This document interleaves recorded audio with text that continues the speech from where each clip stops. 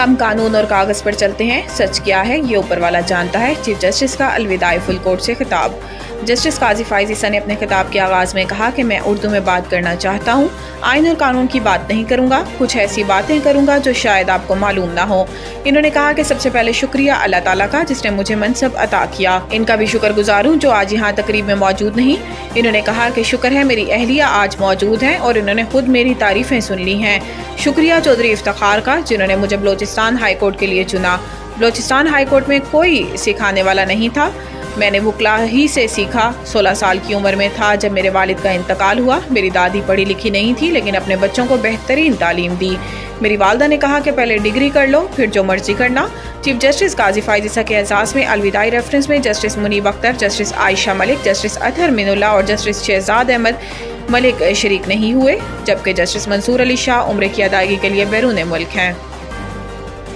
Chief justice فائز عیسیٰ عدلیہ میں مداخلت پر ملی بھگت کے مرتکب رہے۔ جسٹس منصور شاہ، جسٹس منصور علی شاہ نے رجسٹرار سپریم کورٹ کو ایک اور خط لکھ دیا جس میں انہوں نے کہا کہ دنیا بھر میں جانے والے چیف جسٹس کو الوداعی تقریب دینے کا رواج ہے۔ جانے والے چیف جسٹس کو خدمات کی الوداعی تقریب میں سراہا جاتا ہے۔ اداروں کی طرح افراد کے میرٹس پر روایات انحصار کرتی ہیں۔ سابق چیف جسٹس ثاقب نثار نے اپنے آئینی کردار کی حدود سے تجاوز کیا، اسی سبب جسٹس ثاقب نثار کے ریفرنس میں شرکت نہ کرنے کا فیصلہ کیا۔ جسٹس ثاقب نثار کے ریفرنس میں نہ جانے پر 17 جنوری 19 کو خط میں وجوہات بتائیں۔ جسٹس منصور علی شاہ نے خط میں لکھا کہ میں نے اوور اسٹیپنگ پر سابق چیف جسٹس ثاقب نثار کے ریفرنس میں بھی شرکت نہیں کی تھی۔ چیف جسٹس قاضی فائز عیسیٰ کا ریفرنس بھی اٹینڈ نہیں کروں گا۔ چیف جسٹس پاکستان قاضی فائز عیسیٰ کے لیے الوداعی ریفرنس میں شریک نہ ہونے کی وجوہات بیان کی ہیں۔ اپنے خط میں جسٹس منصور علی شاہ نے کہا کہ چیف جسٹس نے شرمناک انداز میں کہا کہ فیصلوں پر عمل درآمد نہ کیا جائے۔ جسٹس قاضی فائز عیسیٰ نے اپنے ساتھی ججز میں تفریق پیدا کی۔ ججز میں تفریق کے اثرات تادیڑ عدلیہ پر رہیں گے۔ اسٹاک ایکسچینج میں نیا ریکارڈ، انڈیکس 89 کے بعد 90,000 پوائنٹس کی سطح پر عبور کر گیا۔ جمعہ کے روز بازار حزس میں کاروبار کا آغاز ہوتے ہی 659 پوائنٹس کی زبردست تیزی دیکھنے کو ملی، جس کے نتیجے میں KSE 100 انڈیکس ملک کی تاریخ میں پہلی بار 89,000 پوائنٹس کی نئی بلند ترین سطح بھی عبور کر گیا اور 89,596 پوائنٹس کی نئی بلند ترین سطح پر آ گیا۔ کاروباری ہفتے کے آخری دن اسٹاک مارکیٹ میں تیزی کا رجحان جاری ہے اور سرمایہ کاروں کے اعتماد کی وجہ سے 1200 پوائنٹس کی تیزی کے ساتھ انڈیکس مزید بڑھ کر 90,146 پوائنٹس کی بلند ترین سطح پر آ گیا ہے۔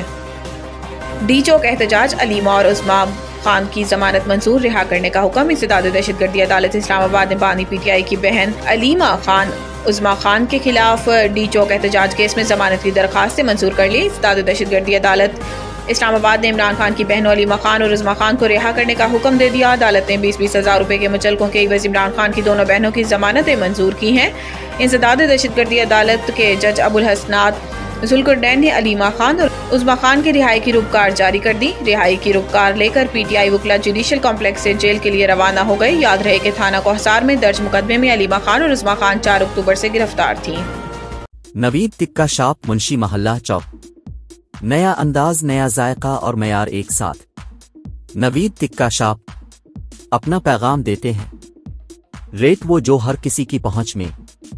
نوید ٹکا شاپ کی نئی آئٹم میں فش ٹکا، چکن پکوڑا، سجی، چکن ٹکی، آلو چکن ٹکی، شامی کباب، بہترین اور صاف ستھرا ماحول، ذائقے دار بہترین کھانوں کا مرکز، ایک بار ضرور آزمائیں۔ نوید ٹکا شاپ، منشی محلہ چوک، مندی بہاؤدین۔